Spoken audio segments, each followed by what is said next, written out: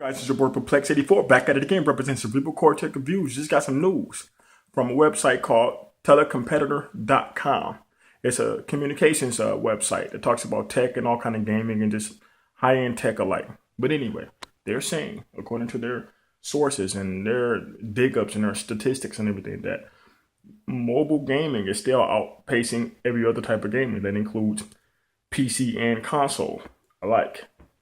So that's no surprise to me, considering you can play some really cool games on your Android or iOS store for a fraction of the price of what you would do for console. Now, you can get more power out of a console game or full-fledged experience out of a console game, and even more so out of a PC game.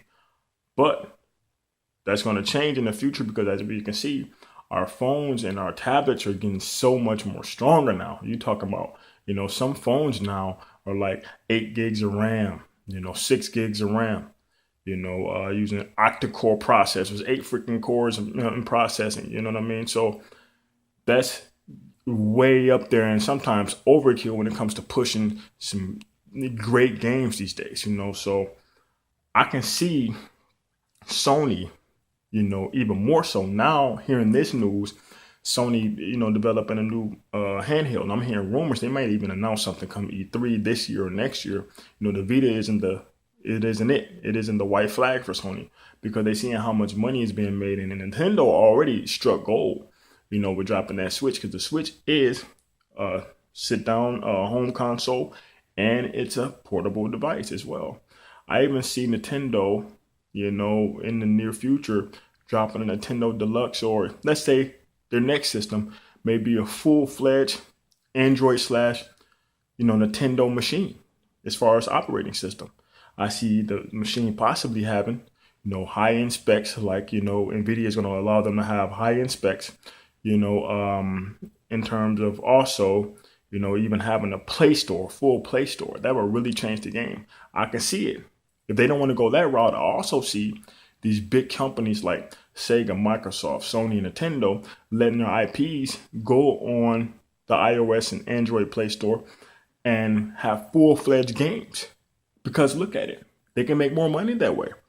Look at like some of these apps on these app stores have like 500 million downloads, 500 million downloads, like even more than that. So 600, 700 million downloads. Some of the apps, such as like, if you want to download Facebook or if you download YouTube or something like that, those have like 1 billion downloads. So say if like Nintendo put a full Mario Brothers game on there, strictly for Android or iOS, or Sony put a dumbed down Last of Us game on there, or even a full-fledged adventure of Last of Us on there, and they charge like $1. Say they charge $1, and say they sell 500 million copies of that game. Do I have to do the math for y'all? That's a lot of money that these big three is leaving on the table.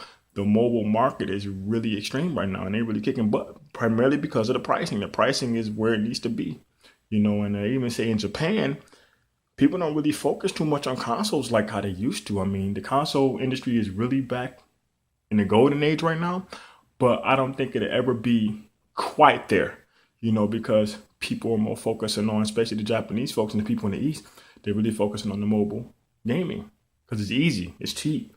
Technology is there, it's fun, you know what I mean? Think about how much Angry Birds or Candy Crush sold, and those are just minuscule type of games as far as development.